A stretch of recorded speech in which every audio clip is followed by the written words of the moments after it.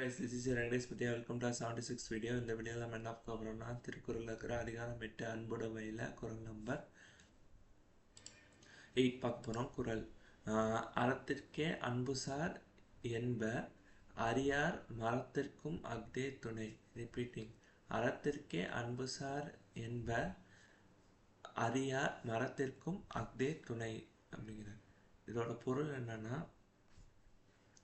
அதாவது நல்ல காரியங்கள் செய்கிறதுக்கு மட்டும் அன்பு இருந்தால் போதும் அப்படின்னு நிறைய பேர் நினைக்கலாம். பட் ஆனால் அது அப்படி கிடையாது. உண்மையில் ஒருத்தரோட தைரியத்துக்குமே அன்பு தான் ரொம்ப மைய காரணம். அது மூல காரணங்கிறார்.